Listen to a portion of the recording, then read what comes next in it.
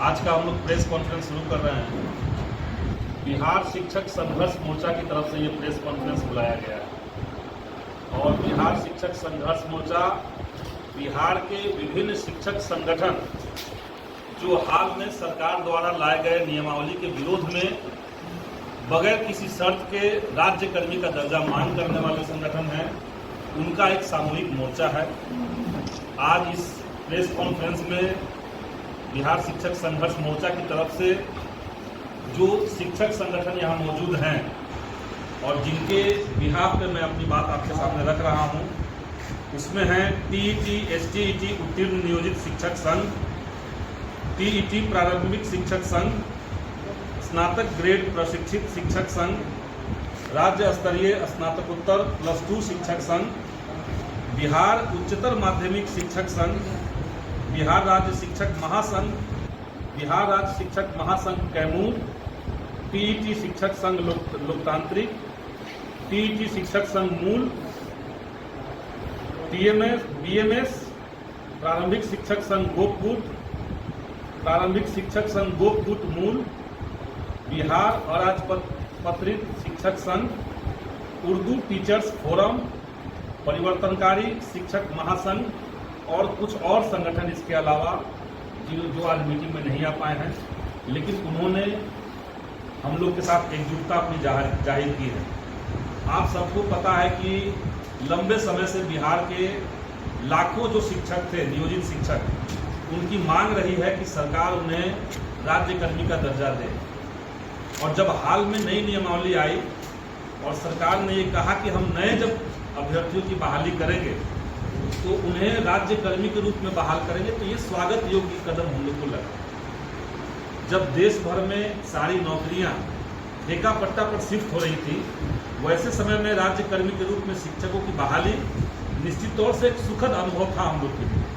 लेकिन जैसे ही हम लोग को पता चला कि इसी बहाली में पूर्व के सारे नियोजित शिक्षकों को ही परीक्षा देनी होगी, वैसे ही शिक्षकों के बीच में घोर निराशा और आक्रोश जन्म लिया।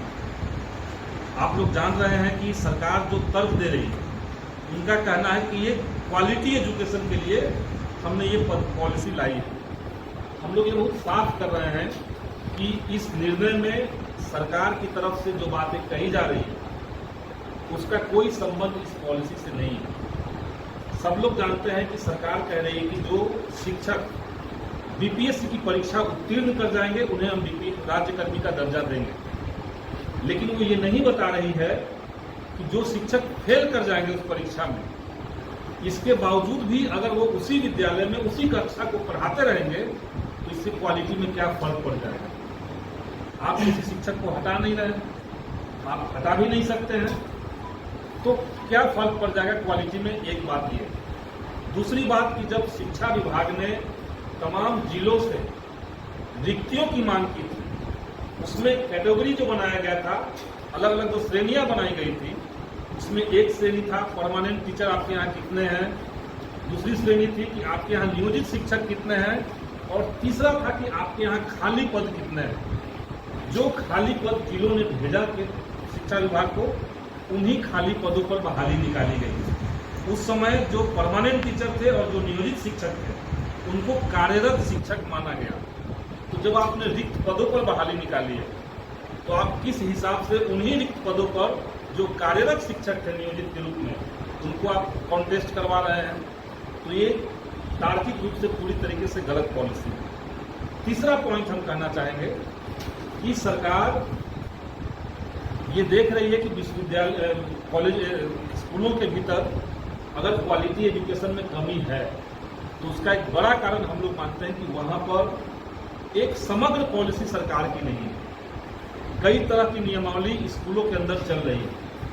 सरकार के इस नई पॉलिसी के बाद और भी ज़्यादा नियमावली सरकार थोपने जा रही है स्कूलों पर। एक शिक्षक होंगे जो सुप्रीम कोर्ट के आदेश के बाद 34,000 शिक्षक पहले से हैं, बहाल हैं। दूसरे होंगे जो बीपीएससी उत्तीर्ण करके अभी जाएंगे। तीसरे होंगे जो बीपीएससी परीक्षा तो देंगे लेकिन वो उत्तीर्ण न कर सकेंगे, वो एक कैटेगरी अलग बन जाएगी क्योंकि वो नियोजित ही रह जाएंगे। और चौथा यहाँ पर आप लोग जानते हैं कि गेस्ट टीचर का भी प्रावधान है। तो 4-5 नियमावली एक साथ आप एक स्कूल में चलाएंगे तो ये स्कूल के डेमोक्रेसी के लिए बहुत नुकसानदायक है। क्वालिटी एजुकेशन का चिंता सरकार कर रही है। हम भी मान सकते हैं कि क्वालिटी एजुकेशन की कमी है, लेकिन उसका जो सबसे मूल कारण है वो है विद्यालयों के अंदर शिक्षकों का न होना। दूसरा है वहाँ बेसिक इंफ्रास्ट्रक्चर का न होना। जब स्कूलों में लैब नहीं होगा, क्लासरूम नहीं होंगे, बेंच नहीं होगा, कोई लाइब्रेरी नहीं होगा, वहाँ पे पर्याप्त स्टाफ नहीं होंगे, तो आप स्कूलों में क्वालिटी एजुकेशन को इंश्योर नहीं कर सकते। इसीलिए जहाँ पे सरकार बीमारी पकड़ रही है, हम मानते हैं कि उस बीमारी का वहीं पर इलाज होना चाहिए। पेट दर्द का कभी भी आप सर दर्द का दवाई खा के पेट दर्द को ठीक नहीं कर सकते। बिहार में शिक्षा व्यवस्था अगर सरकार को लग रहा है कि कमजोर है, उसमें सुधार चाहिए। उसके लिए बिहार शिक्षक संघर्ष मोर्चा की तरफ से हमने सरकार को बहुत ठोस सुझाव दिए थे। हमने ठोस सुझाव ये दिया कि आप स्कूलों के अंदर बेसिक इंफ्रास्ट्रक्चर को पूरा कीजिए। हमने कहा कि आप टीचर्स की परीक्षा लेने के बजाय दिल्ली और केरला मॉडल पर आप शिक्षकों का नियमित रूप से ट्रेनिंग करवाइए। हमने कहा कि सरकार एक पॉलिसी बनाए जिसमें बेहतर परफॉर्मेंस करने वाले शिक्षकों को प्रोत्साहन मिले, उनको कहीं और बाहर ट्रेनिंग पे भेजा जाए या कुछ तरीके से उनको प्रोत्साहन मिले ताकि बाकी टीचर्स को एक उससे सीख मिले। हमने उनको कहा कि आपकी जो जांच प्रक्रिया है, जब जिला से कोई अधिकारी जांच करने विद्यालय में जाता है तो वो पैसा लेकर के वापस ना आ जाए, बल्कि उसको ठोस, पारदर्शी और भ्रष्टाचार मुक्त कीजिए। तो इस तरह के सुझाव हमने सरकार को दिए हैं जो क्वालिटी एजुकेशन के लिए बेहतर हो। इन सबको दरकिनार करके जिस तरीके से मौजूदा सरकार इस बात पर अड़ी हुई है कि हम शिक्षकों की परीक्षा लेंगे, हम लोग बिहार शिक्षक संघर्ष मोर्चा की तरफ से हमने ये तय किया है कि 11 जुलाई को जब बिहार विधानसभा का सत्र चल रहा होगा, ठीक उसी समय विधानसभा के बाहर गर्दनीबाग में हजारों की संख्या में शिक्षक आकर के अपना प्रदर्शन वहाँ पे करेंगे, अपना शांतिपूर्ण धरना प्रदर्शन करेंगे। और सरकार से हम लोग की सिंगल एजेंडा एक ही मांग है कि जो शिक्षक नियुक्ति नियमावली आपने बनाई है 2023, उसमें संशोधन करके इस बात को आप रखिए कि बिहार के जितने नियोजित शिक्षक हैं जो पिछले 15 साल से 20 साल से पढ़ा रहे हैं, उनको बगैर शर्त राज्यकर्मी का दर्जा दिया जाए। सरकार ने जो वेतनमान तय किया है नया, और जो पहले के नियोजित शिक्षकों का पहले से जो वेतन था, उसको अगर देखा जाए तो सभी नियोजित शिक्षकों को नए वेतनमान के मुताबिक राज्यकर्मी का दर्जा देने के बावजूद सरकार के ऊपर कोई भी वित्तीय बोझ नहीं बनता है। आप सभी को राज्यकर्मी बना देंगे, कभी कोई खास पैसा आपको खर्च नहीं करना है।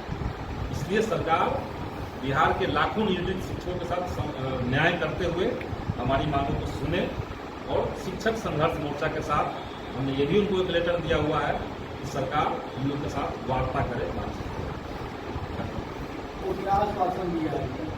बात की हम, और जो मुद्दा हमने अभी आपके सामने रखा उस तर्क को हमने सरकार के सामने रखा। सरकार से मेरा कहने का मतलब है कि माननीय मुख्यमंत्री महोदय के सामने हमने ये बातें रखी। इसके बावजूद अभी तक कोई ठोस जवाब उनकी तरफ से हम लोग को नहीं मिला, और न हमारी मांगों पर कोई सकारात्मक पहलकदमी ली गई। जितने नियोजित शिक्षक हैं उनको एक्रॉस पार्टी सभी पार्टियों के माननीय विधायकों का, माननीय एमएलसी जो हैं उनका समर्थन मिल रहा है। तकरीबन एमएलए और एमएलसी को मिला दिया जाए तो 100 की संख्या है जो नियोजित शिक्षकों को, बिहार शिक्षक संघर्ष मोर्चा के साथियों को समर्थन पत्र मिला है, 100 विधायकों एमएलसी मिलाकर के। तो वो समर्थन पत्र हम लोग को मिला है। हम लोग जब विधानसभा चलेगा तो हम अंदर, सदन के अंदर भी इस बात को रखेंगे, और निश्चित तौर से बाहर को आंदोलन चलेगा। सत्र बड़ा छोटा है कि सर मामला उठाएंगे? सत्र छोटा है, लेकिन वो तो हमारे हाथ में नहीं है। तो उसी छोटे सत्र में जहाँ पे प्रावधान है वहाँ पे इसको हम उठाएंगे। कई सारे बिंदु हैं, कई सारे स्पेस वहाँ पे बने हुए हैं, और सत्र छोटा ऐसे क्या होता है। सत्र जब लंबा चलेगा तब देखेंगे, लेकिन अभी सत्र के बाहर जब बड़ी एक भागीदारी के साथ आंदोलन होगा तो निश्चित तौर से सरकार के ऊपर उसका दबाव बनना चाहिए, बनेगा। जो एमएलए और एमएलसी का जो समर्थन मिला है, इसकी कॉपी आप लोग मुख्यमंत्री को भी सौंपेंगे? हम लोग कलेक्ट कर रहे हैं उसको, और जितना ज़्यादा हो सके और उसको निश्चित तौर से सरकार को सौंपा जाएगा। कि जब आपकी बात सरकार नहीं मान रही है तो आप सरकार के साथ क्यों हैं?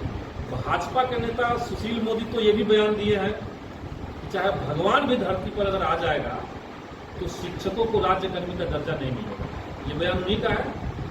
तो भाजपा के लोग जो सारी नौकरियों को ठेका पट्टा पर ही चलाना चाहते हैं, सेना से लेकर के, आर्मी से लेकर के, रेलवे से लेकर हर वाली, वो बिहार के नियोजित शिक्षकों का दर्द कभी समझ नहीं सकते हैं। और इसीलिए इनका संघर्ष जब चलेगा तो वो संघर्ष को गुमराह करने की कोशिश भी करेगा।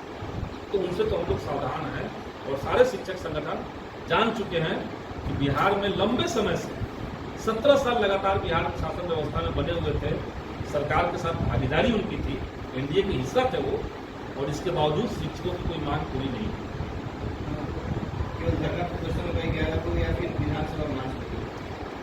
11 तारीख को धरना प्रदर्शन का आह्वान है, और 12 तारीख को बिहार के सभी माननीय विधायकों के आवास पर जाकर के उनको ज्ञापन सौंपा जाएगा, और उनको शिक्षकों के समर्थन में खड़ा होने के लिए उनसे अपील की जाएगी।